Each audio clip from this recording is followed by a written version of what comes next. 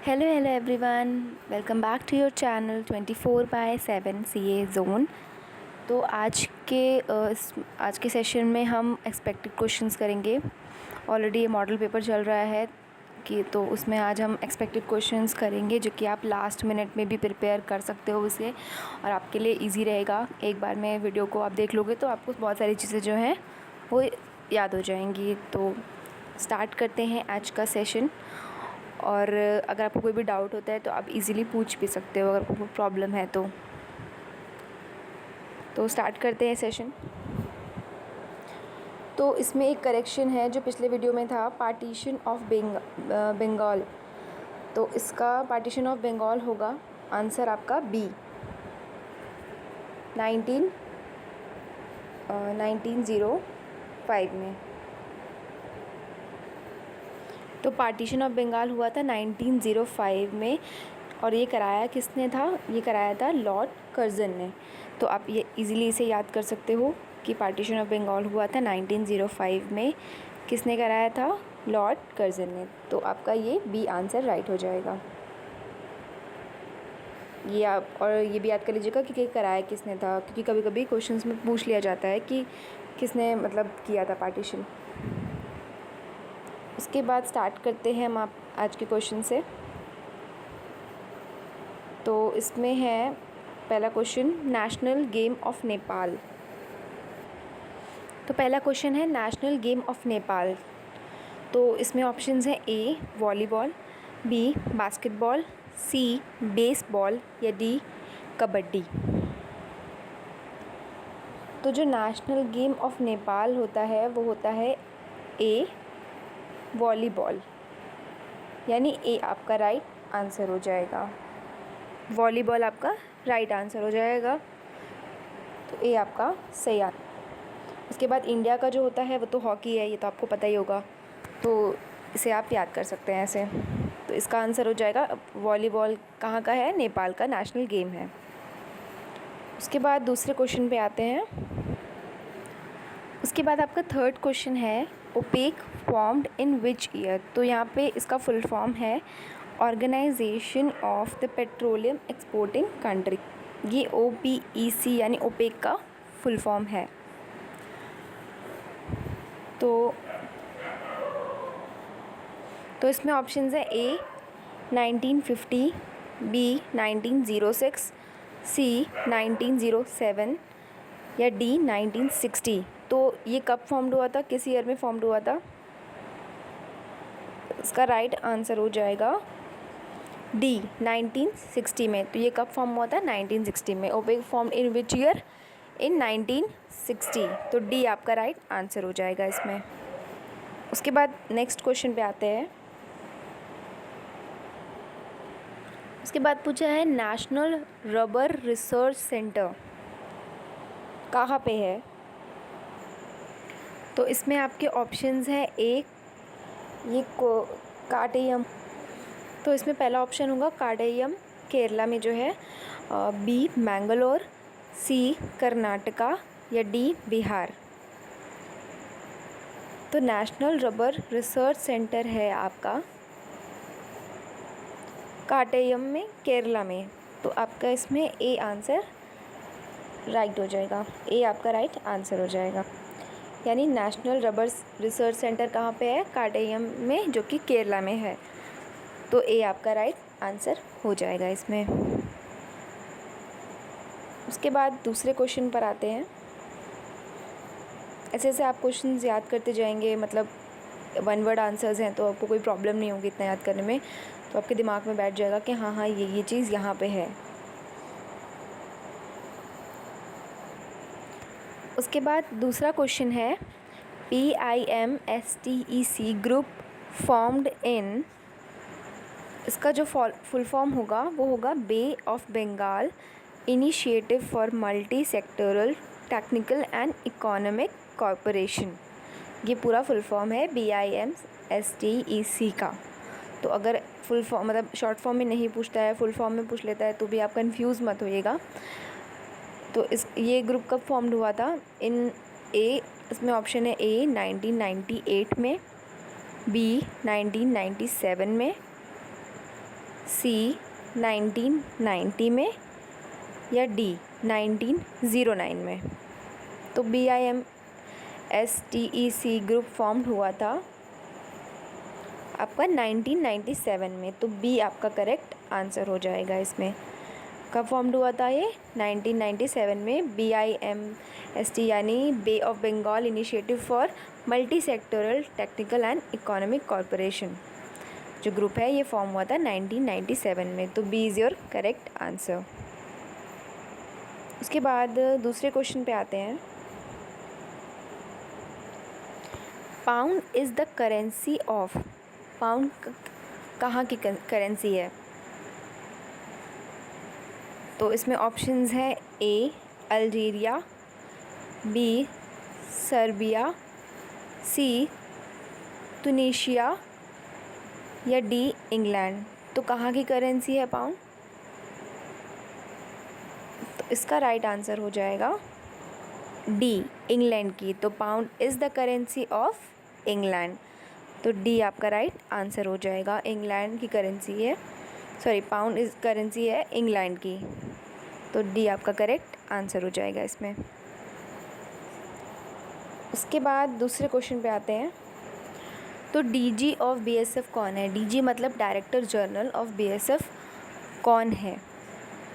तो इसमें ऑप्शंस है ए राकेश कुमार, बी राकेश अहूवालिया, सी राकेश झुनझुनवाला या डी राकेश अस्थाना। तो डीजी ऑफ बीएसएफ हैं वो हैं आपके डी राकेश अस्थाना। तो आपका डी करेक्ट ऑप्शन हो जाएगा, यानी डीजी ऑफ बीएसएफ कौन है? राकेश अस्थाना जी। तो डी आपका राइट आंसर हो जाएगा इस क्वेश्चन में। उसके बाद दूसरे क्वेश्चन पे आते हैं। उसके बाद दूसरा क्वेश्चन है SAMPRITI यानी Sampriti is the exercise between India and.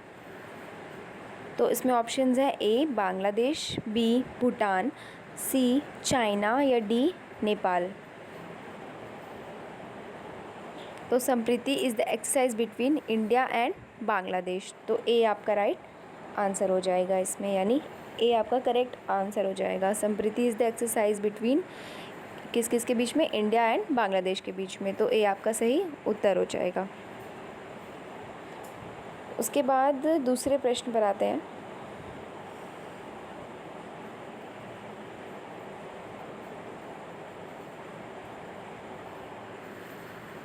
दूसरा क्वेश्चन है आपका operation vanilla is related to.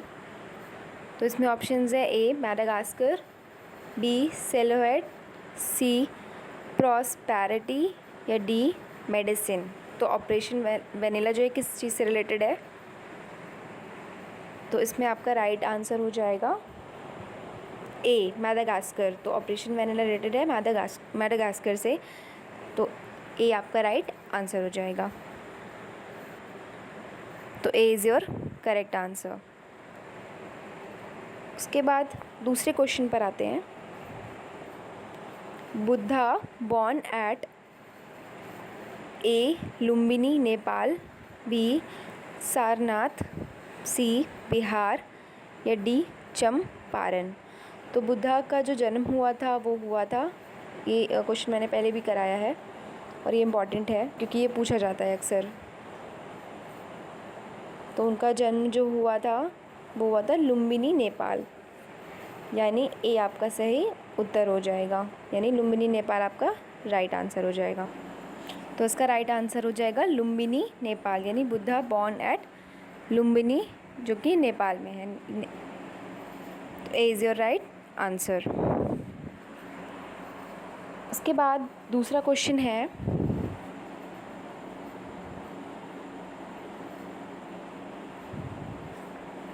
Buddhas first sermon eight, यानी उनका जो पहला उपदेश था वो कहाँ पे हुआ था? ए लुम्बिनी में, बी सारनाथ में, सी बांग्लादेश में या डी चंपारण में। तो बुद्धा का जो फर्स्ट sermon हुआ था वो हुआ था सारनाथ में। यानी बी आपका राइट आंसर हो जाएगा। तो Buddha's first sermon at Sarnath, यानी जो पहला उपदेश दिया था उन्होंने वो कहाँ दिया था? सारनाथ में दिया था। तो B is your right answer, B आपका सही उत्तर हो जाएगा इसमें। दूसरा क्वेश्चन पर आते हैं। उसके बाद नेक्स्ट क्वेश्चन है फाउंडर ऑफ मौर्य डायनेस्टी। तो जो फाउंडर थे ऑफ मौर्य डायनेस्टी के वो कौन थे?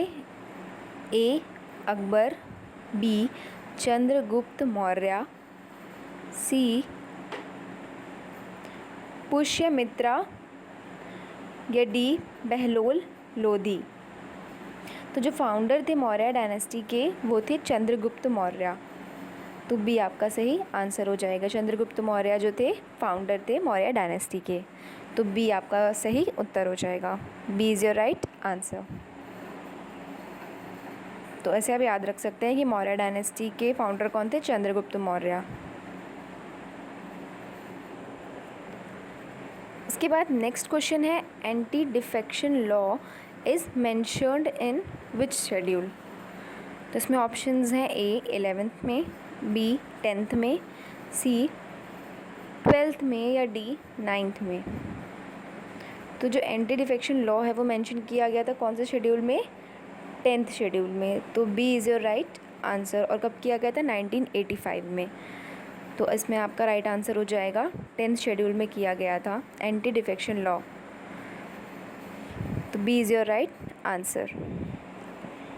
उसके बाद दूसरे क्वेश्चन पर आते हैं। उसके बाद दूसरा क्वेश्चन है first linguistic state is A UP Uttar Pradesh, B MP Madhya Pradesh, C Andhra Pradesh या डी बिहार।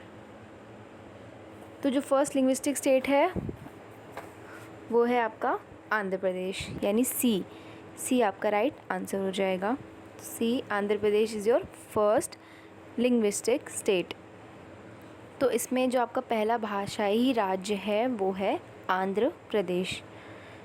तो सी इज़ योर राइट आंसर। सी आंध्र प्रदेश आपका सही उत्तर हो जाएगा। जो आपका पहला भाषाई राज्य है वो है आंध्र प्रदेश। तो सी इज़ योर राइट आंसर। उसके बाद दूसरे प्रश्न पर आते हैं। उसके बाद दूसरा क्वेश्चन है फर्स्ट टॉकी फिल्म इज़। तो फर्स्ट टॉकी फिल्म कौन सी है आपकी? ए आलम आरा, बी राजा हरीश चंद्र, सी गुरु रंधावा या डी हमने बनाई। ये जो डी ऑप्शन है वो ऐसे ही ऐड किया है हमने, बट इसमें जो फर्स्ट टॉकी फिल्म है वो है आपकी ए आलम आरा। तो जो पहली टॉकी फिल्म थी वो कौन सी थी आपकी? आलम आरा। तो आपका ए जो है राइट आंसर हो जाएगा, यानी Alam Ara is your right answer. ये पहली टॉकी फिल्म थी। उसके बाद दूसरे प्रश्न पर आते हैं। Total fundamental right in our constitution is. Total fundamental rights कितने हैं हमारे कॉन्स्टिट्यूशन में? ए 12, बी 6, सी 19 या डी 11। तो इसका जो राइट आंसर होगा वो होगा 6, यानी टोटल फंडामेंटल राइट्स हैं आपके 6। तो B is your right answer. तो जो हमारे टोटल मौलिक अधिकार हैं वो कितने हैं? 6, यानी बी आपका सही उत्तर हो जाएगा इसमें। उसके बाद दूसरे प्रश्न पर आते हैं।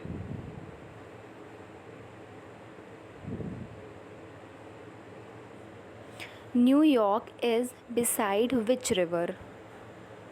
ए पोटोमैक, बी नील, सी काहिरा या डी हडसन। तो New York is beside which river? तो इसका राइट आंसर हो जाएगा डी हडसन। तो डी आपका सही उत्तर हो जाएगा। तो New York is beside in which river is Hudson. तो डी आपका राइट आंसर हो जाएगा इसमें। उसके बाद दूसरा क्वेश्चन पे आते हैं। टूटिकोरिन फोर्ट इज़ एट कहाँ पे है? ए उड़ीसा में, बी कर्नाटका, सी वेस्ट बंगाल या डी तमिलनाडु। टूटिकोरिन फोर्ट है वो आपका है तमिलनाडु में। तो डी आपका राइट आंसर हो जाएगा, यानी टुटिकोरिन पोर्ट जो है आपका कहाँ पे है, तमिलनाडु में। तो D is your right answer.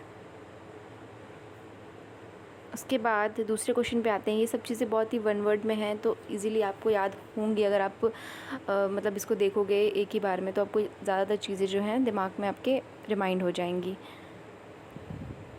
क्योंकि अब इतना टाइम नहीं बचा होगा कि आप मतलब एक एक चीज़ें याद करो। तो जितना आपके टाइम, तो लास्ट मिनट में आप इसे जल्दी जल्दी देखकर जो है चीज़ें याद रख सकते हो अपने दिमाग में। उसके बाद नेक्स्ट क्वेश्चन पे आते हैं। उसके बाद दूसरा क्वेश्चन है आपका total length of river Ganga. तो total length of river Ganga क्या होगी, इसमें ऑप्शंस हैं ए 25,215, या बी 2525, सी 2565, या डी 2545। तो इसका जो राइट आंसर होगा, यानी total length of the river Ganga है, वो है आपकी बी 2525।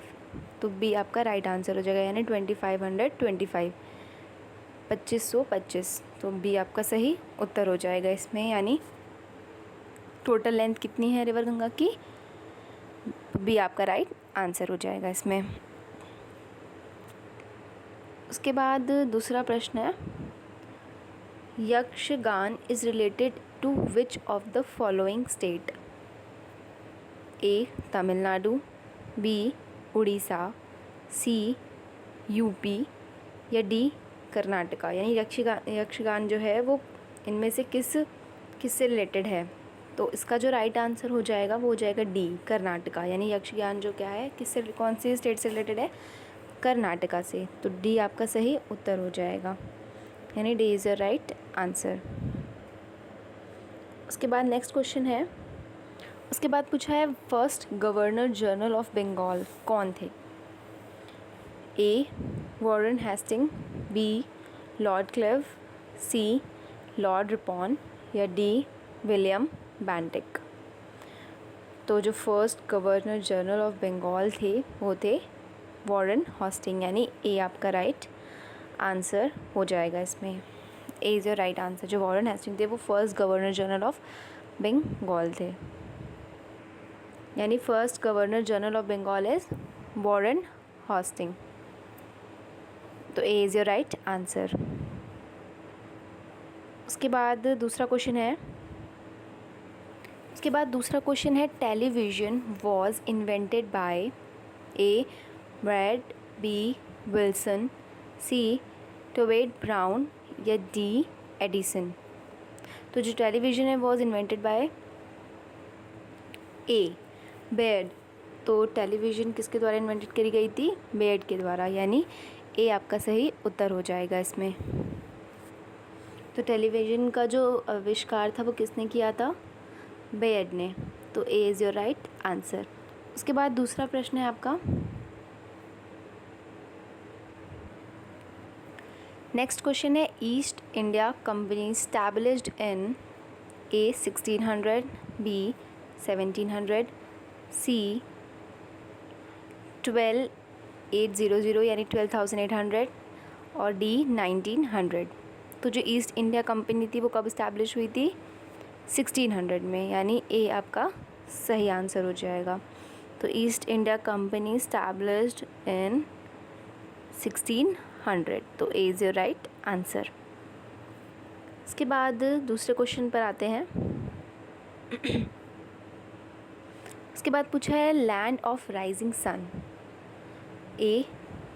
तो लैंड ऑफ राइजिंग सन कौन है, A Japan, B Mumbai, C India, या डी नेपाल। तो land of rising sun is Japan.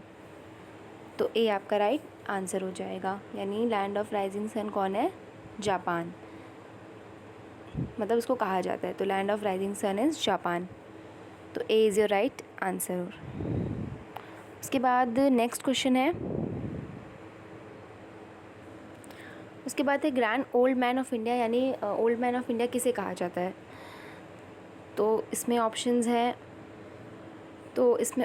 है, A Mahatma Gandhi, B Tilak, C Bhagat Singh या डी दादा भाई नारोजी। तो जो ओल्ड मैन ऑफ इंडिया है, grand old man of India है, वो किसे कहा जाता है? डी, यानी डी दादा भाई नारोजी। तो आपका डी जो है राइट आंसर हो जाएगा। दादा भाई नारोजी को क्या कहा जाता है? Old man of India. तो D is your right answer. उसके बाद दूसरा क्वेश्चन है, recently which country has done the changes in its national anthem.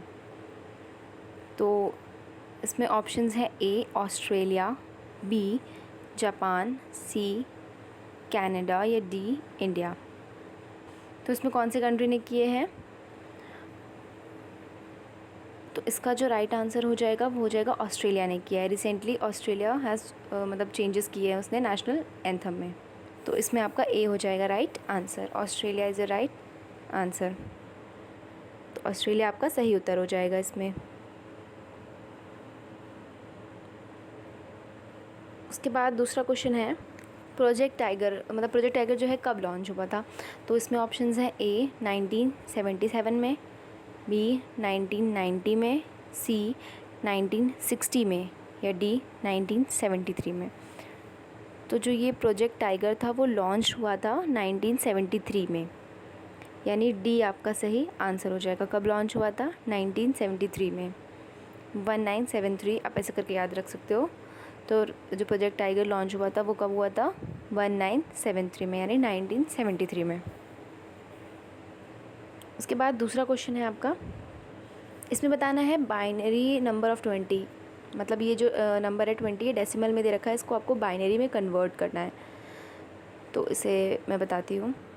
तो इसमें जो डेसिमल टू बाइनरी करना है तो आप क्या करेंगे, इसमें 20 को मतलब 20 का जो है एलसीएम 2 से, क्योंकि जो बाइनरी का बेस होता है वो होता है 2, तो हम 2 से इसका एलसीएम लेंगे। तो ये जाएगा 2 10 ज़ा 20, तो इसमें रिमाइंडर 0 बचेगा। फिर उसके बाद होगा 2 5 ज़ा 10, तो इसमें रिमाइंडर कुछ भी नहीं बचेगा, 0 होगा। फिर हो जाएगा 2 2 ज़ा 4, तो इसमें कितना बचेगा? 1 बचेगा। फिर उसके बाद 2 1 ज़ा 2, तो उसमें भी क्या बचेगा? 0, तो नीचे क्या आ जाएगा? 1। तो हम नीचे से इसमें नंबर लेते हैं, तो यहाँ से हम लेंगे 1 0 1 0 0, तो यानी 1 0 1 0 0 आपका राइट आंसर हो जाएगा बाइनरी में। तो यानी डेसिमल से बाइनरी 20 का कितना होगा आपका? 1 0 1 0 0, तो 1 0 1 0 0 आपका राइट आंसर हो जाएगा। ये मैंने कर दिया है स्ट्रिप में, तो आप समझ सकते हैं ऐसे। ये जो 20 दे रखा है ये आपका डेसिमल में दे रखा है, इसे आपको बाइनरी में कन्वर्ट करना है, तो आप ऐसे कन्वर्ट करोगे। फिर उसे इसका एलसीएम से आप कन्वर्ट कर सकते हो इजीली, और जो नंबर होगा लास्ट से आप लास्ट से लोगे तो आपका जो आंसर हो जाएगा वो हो जाएगा यहाँ 1 से 1 0 0 1 0 0, उसकी पावर लग जाएगी 2, तो ये आपका राइट आंसर हो जाएगा। मतलब उसका जो बेस होता है बाइनरी का वो होता है 2, तो इसीलिए वहाँ पे 2 होगा नीचे, तो ये आपका राइट आंसर हो जाएगा। तो ये इसका राइट आंसर हो जाएगा। फिर उसके बाद बाइनरी नंबर ऑफ़ 30 भी पूछ रखा है, तो इसी तरह से आप 30 का भी निकालोगे, तो उसका राइट आंसर क्या होगा? उसके बाद बाइनरी नंबर ऑफ़ 30 कैसे निकालोगे आप? तो इसी तरह से इसका एलसीएम लेंगे, 2 से जाएगा 15 ज़ा, तो वहाँ रिमाइंडर होगा 0, फिर 2 15 तो आता नहीं है, तो 7 ज़ा 14 हो जाएगा, जिसमें आपका रिमाइंडर बचेगा 1। फिर उसके बाद 2 7 ज़ा, तो मतलब जाएगा, फिर उसके बाद वहाँ पे रिमाइंडर बचेगा 1, फिर 2 3 ज़ा 6, तो यानी वहाँ एक रिमाइंडर बच जाएगा, फिर 2 2 ज़ा 1, तो यहाँ पे एक रिमाइंडर बच जाएगा। तो ऐसे नीचे से हम लेंगे 1 से, तो 1 1 1 0 की पावर जो है बाइनरी का लग जाएगा नंबर 2, तो यानी आपका आंसर हो जाएगा 1 1 1 0 2, मतलब 1 1 1 0, बाइनरी है तो उसमें हम नीचे 2 लगाएंगे, तो आपका आंसर हो जाएगा ये। तो अगर आपके क्वेश्चंस आते हैं बाइनरी डेसिमल टू बाइनरी वाले तो आप इजीली कर सकते हो। ये जो मैंने कराया ये डेसिमल टू बाइनरी, यानी तो 30 है आपका, ये डेसिमल में है, इसे आपको बाइनरी में कन्वर्ट करना है, तो मैंने इस तरह से आप कर लोगे। उसके बाद पूछा है decimal number 60 into octal number, तो इसे हम कैसे कन्वर्ट करेंगे? तो इसमें हम करेंगे, आप 1 मिनट। तो जो डेसिमल में होता है उसकी बेस पावर होती है 10, तो और जो ऑक्टल की होती है वो होती है 8। तो आप क्या करेंगे, 8 से एलसीएम मतलब 60 का एलसीएम लेंगे 8 से। तो इसमें 8 7 सा कितना हो जाएगा 56। तो कितना बचेगा रिमाइंडर 4। तो अब उसके बाद तो ये कटेगा ही नहीं। तो इसमें क्या होगा 7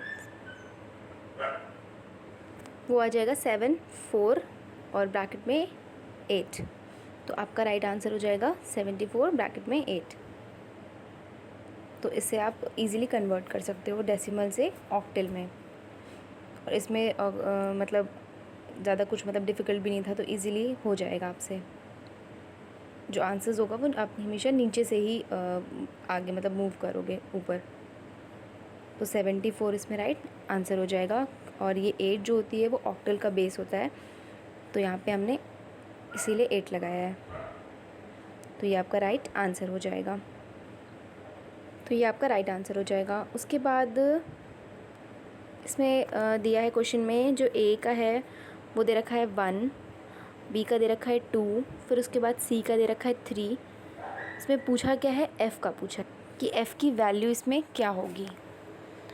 तो एफ़ की वैल्यू क्या होगी इसमें, ए 1, बी 2, सी 3 या डी 6। तो ये बहुत ईजी है।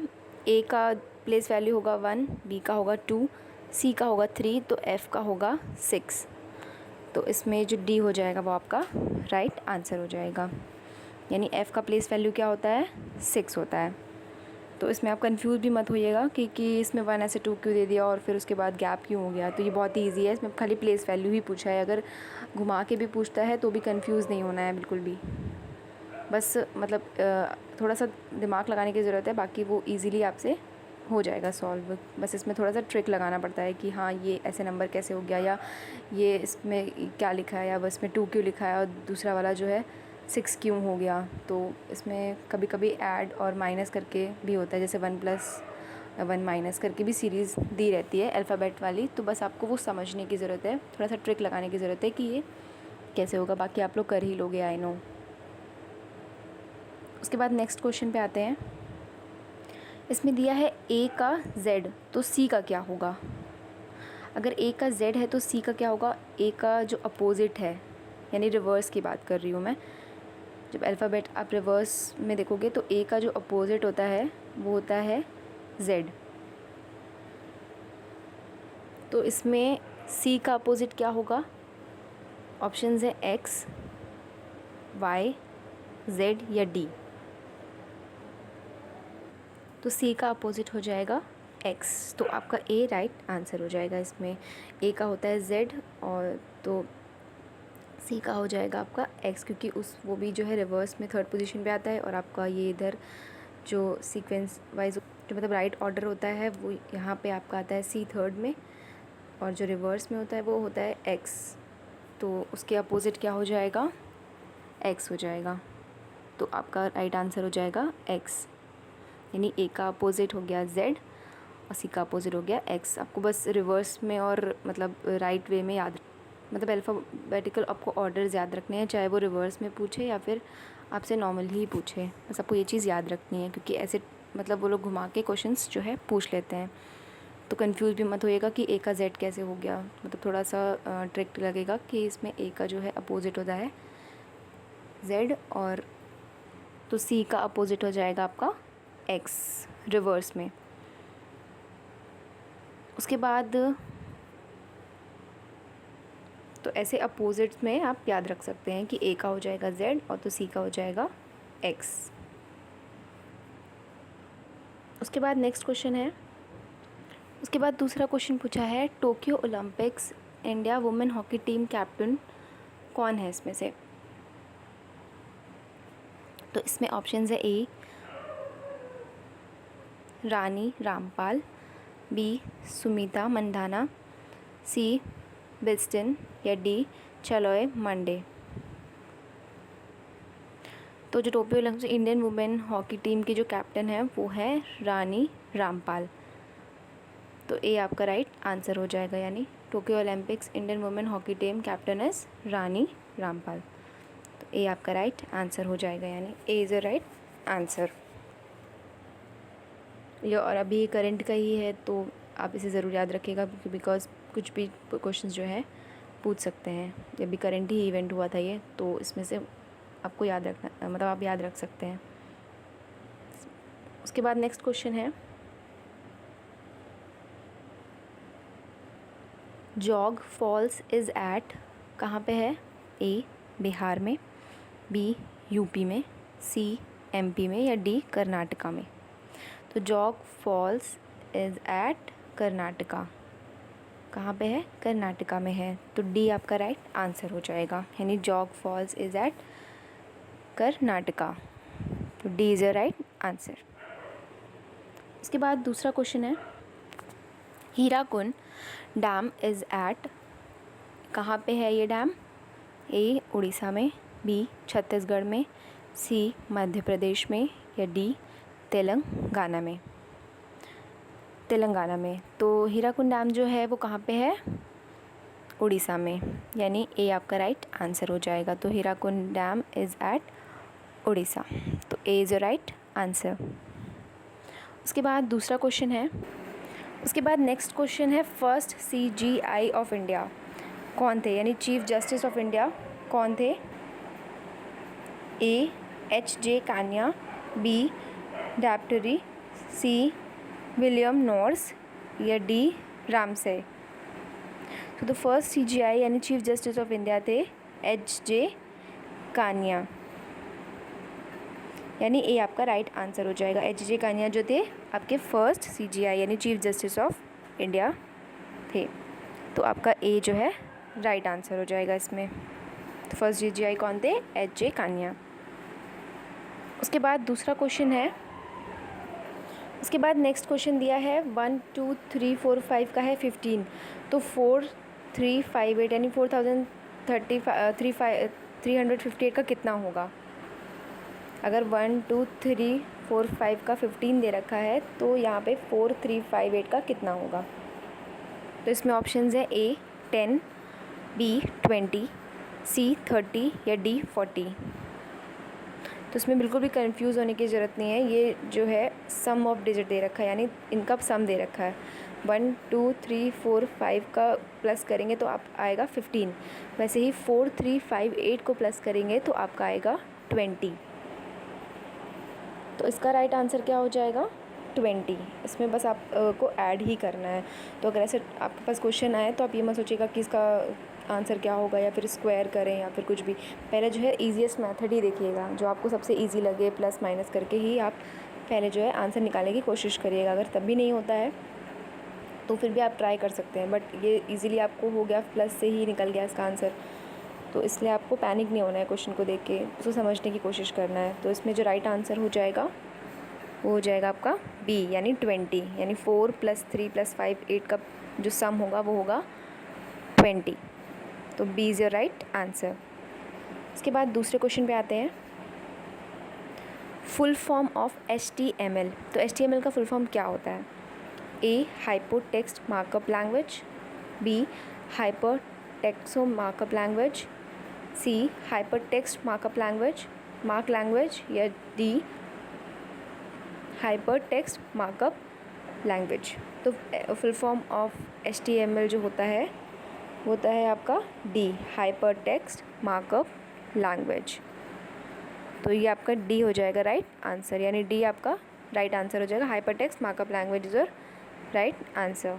ये होता है आपका HTML का फुल फॉर्म। फिर जो दूसरा क्वेश्चन है जिसमें पूछा है पार्ट ऑफ CPU, तो पार्ट ऑफ CPU कौन कौन से हैं? A arithmetic logic unit, B control unit, C both A and B, या डी न। तो पार्ट ऑफ CPU मैंने कंप्यूटर वाली जो वीडियो थी उसमें भी बताया था। तो इसका जो राइट आंसर हो जाएगा वो हो जाएगा अर्थमेटिक लॉजिक यूनिट और बी कंट्रोल यूनिट, यानी दोनों ही आपका राइट आंसर हो जाएगा, यानी both is a right answer. तो इसमें जो आंसर हो जाएगा वो आपका सी हो जाएगा, यानी both A and B, arithmetic logic unit भी और कंट्रोल यूनिट भी, तो दोनों आपका करेक्ट ऑप्शन हो जाएंगे। उसके बाद दूसरा क्वेश्चन है country of lily. Country of lily जो है इनमें से कौन सी होगी? ए ऑस्ट्रेलिया, बी कनाडा, सी बार्डन, या डी ट्यूनीशिया। तो जो कंट्री ऑफ लिली होगी वो होगी आपकी कनाडा, यानी बी कनाडा आपका राइट आंसर हो जाएगा, यानी country of lily is your Canada. तो बी आपका करेक्ट ऑप्शन हो जाएगा इसमें। उसके बाद नेक्स्ट क्वेश्चन है सिविल डिसोबीडियंस मूवमेंट हुआ था आपका ए 1930 में, बी 1931 में, सी 1932 में, या डी 1990 में। तो जो सिविल डिसोबीडियंस मूवमेंट है वो आपका हुआ था 1930 में, तो इसमें आपका ए हो जाएगा right answer. 1930 is your right answer. Civil disobedience movement कब हुआ था? 1930 में, तो राइट आंसर हो जाएगा आपका ए। उसके बाद पूछा है Rajghat is related to whom? तो इसमें है A Mahatma Gandhi, B Jawaharlal Nehru, C Vallabhbhai Patel, या डी नन ऑफ दीज। तो जो राजघाट था वो किससे रिलेटेड था? महात्मा गांधी से, तो इसमें महात्मा गांधी आपका राइट आंसर हो जाएगा, यानी A is your right answer. तो Rajghat is related to Mahatma Gandhi, ए आपका राइट आंसर हो जाएगा। इसके बाद नेक्स्ट क्वेश्चन है, तो इसमें पूछा है जो कुचिपुड़ी है is the dance form of which state? तो ए आंध्र प्रदेश, बी मध्य प्रदेश, सी तमिलनाडु, या डी केरला। तो कुचिपुड़ी जो है वो कहाँ का डांस है? ये है आंध्र प्रदेश का, तो इसमें ए आपका राइट आंसर हो जाएगा। जो कुचिपुड़ी है is a dance form of Andhra Pradesh, तो आंध्र प्रदेश आपका राइट आंसर हो जाएगा। A is your right answer. उसके बाद नेक्स्ट क्वेश्चन है if average of 5 number is 10 and the average of last 4 number is 10 then find the first number. तो इसमें आप कैसे निकालोगे? आप सम ऑफ 5 नंबर्स करोगे, 5 × 10 तो हो जाएगा आपका 50। फिर जो सम ऑफ लास्ट 4 नंबर्स हैं उसके लिए आप क्या करोगे? 4 को इंटू करोगे 10 से, तो 4 × हो जाएगा 10, आपका हो जाएगा 40। फिर इसमें पूछा क्या है? Find the first number. तो फिर फर्स्ट नंबर निकालने के लिए आप क्या करोगे? 50 से माइनस कर दोगे 40 को, क्योंकि आपको फर्स्ट नंबर निकालना है। तो जितने आपके जो 5 वाले नंबर्स थे और जो लास्ट 4 वाले नंबर्स थे उनका जो सम आया वो आया 50 - 40, तो उसको आप माइनस कर दोगे तो इसका जो आंसर आ जाएगा वो आ जाएगा 10।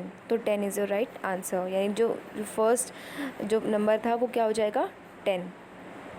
इसमें पूछा था फाइंड द फर्स्ट नंबर, तो फर्स्ट नंबर आपका क्या होगा? 10, तो 10 आपका राइट आंसर हो जाएगा इसमें। तो 10 is your right answer.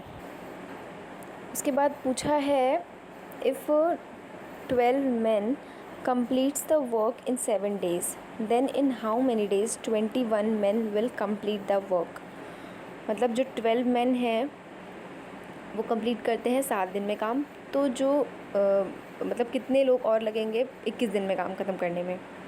How many days 21 men will complete the work? तो जो 21 लोग काम करेंगे तो उसमें कितने दिन लगेंगे? अगर 12 में 7 दिन लग रहे हैं तो 21 में कितने लगेंगे? तो 12 में अगर 7 लग रहे हैं तो 21 में कम लगेंगे, क्योंकि अगर 12 लोग मिलके 7 दिन में काम कर रहे हैं तो यहाँ पे 21 है, यहाँ पे मतलब लोग ज़्यादा हैं, तो काम क्या होगा? कम में हो जाएगा, कम दिन में ख़त्म हो जाएगा। तो इसमें आप करोगे क्या?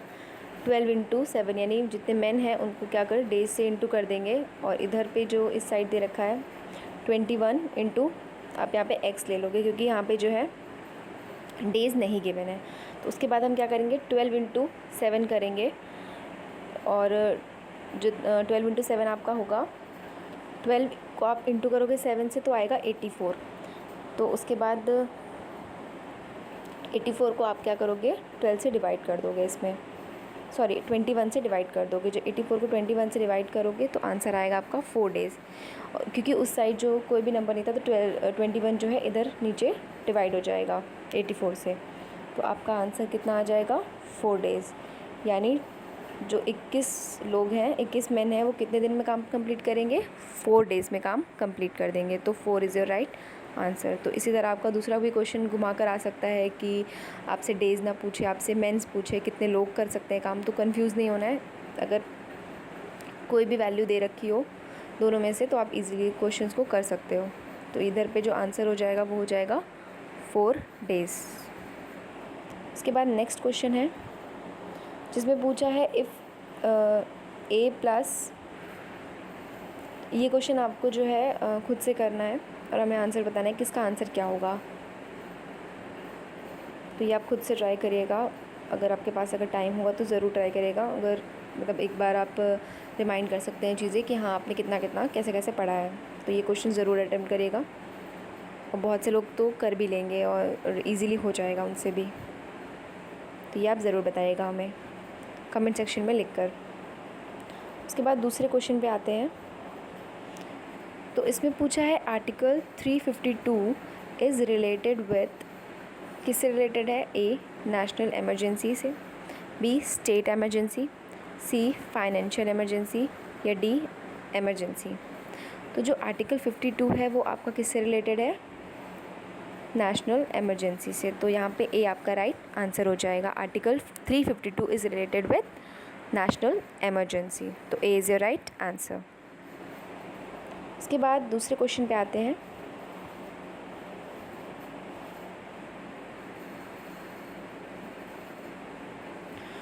इसमें पूछा है Nobel prize in literature 2021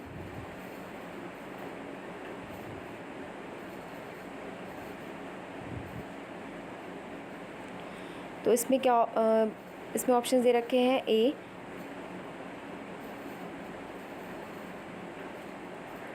Louis Glueck, B Louis बार्डन, C Louis Bravo या डी लुइस हार्डी। तो नोबेल प्राइज़ इन लिटरेचर 2021, तो जो नोबेल प्राइज़ है इन लिटरेचर 2021 में किसे मिला है? Louise Gluck. कौन सी बुक के लिए? Book Averno. तो इसे आप याद रख सकते हैं किसे मिला है? लुइस ग्लूक को बुक एवरानो के लिए। तो ए आपका राइट आंसर हो जाएगा। Louise Gluck is a right answer. उसके बाद नेक्स्ट क्वेश्चन है IPv4 जो है आपका कितने बिट्स का होता है? ये मैंने अभी रिसेंटली कंप्यूटर की जो मैंने क्लास कराई थी उसमें मैंने बताया भी था। तो इसका आप आंसर मुझे खुद बताएंगे कि इसका आंसर क्या होगा, अगर आपने वो क्लास देखी होगी तो, या आपको खुद से भी अगर याद होगा तो। तो इसमें ऑप्शंस है ए 32 बिट्स, बी 64 बिट्स, सी 128 बिट्स या डी 256 बिट्स। तो इसका आंसर आपको खुद बताना है मुझे कि इसका आंसर क्या होगा। इसके बाद नेक्स्ट क्वेश्चन है, ये आपका लास्ट क्वेश्चन है। इसमें पूछा है IPv6 का जो है कितना मतलब बिट्स का होता है? तो इसमें ऑप्शंस है ए 128, बी 64 बिट्स, सी 28 बिट्स या डी 1 बाइट। तो इसका राइट आंसर हो जाएगा IPv6 जो होता है वो होता है आपका 128 बिट्स। तो ए आपका राइट आंसर हो जाएगा। तो IPv6 जो होता है आपका कितने बिट्स का होता है? 128 बिट्स का। और जो कंप्यूटर की जो मैंने वीडियो बनाई थी उसमें एक दो चीज़ें जो है गलत हो गई थी मुझसे, और मैंने कमेंट्स में नीचे लिख भी दिया है, तो आप प्लीज़ उसे चेक ज़रूर कर लीजिएगा। उसमें एक दो चीज़ें गलत हो गई थी, वो due to my mistake typing से मेरे से गलत हो गई थी वो चीज़ें। तो आई एम वेरी सॉरी। मतलब आप लोग प्लीज़ एक बार चेक कर लीजिएगा, मैंने कमेंट सेक्शन में लिख दिया है जो भी मुझसे गलती हुई थी उसकी। और बाकी आपको ऑल द बेस्ट आप सभी को आपके एग्ज़ाम के लिए। और जो भी जो क्वेश्चंस हैं आपको जो याद होंगे आपके एग्ज़ाम्स में जो आए होंगे वो आप प्लीज़ मेल ज़रूर करिएगा, तो आपका एग्ज़ाम हो जाएगा उसके बाद। तो इससे हमें भी फीडबैक मिलता रहेगा आपसे, जो कि बहुत इम्पॉर्टेंट है। और आप सभी को अच्छे से आप लोग एग्ज़ाम दीजिएगा अपना, और पैनिक मत होइएगा, बस क्वेश्चंस को समझने की कोशिश करिएगा कि वो कह क्या रहा है। अगर वो अदर देन सब्जेक्ट से आता है तो, बाकी आपके सब्जेक्ट से आता है तो आपको कोई प्रॉब्लम नहीं होनी चाहिए। और अच्छे से अपना एग्ज़ाम करिए। Bye guys, take care and be safe. Bye bye.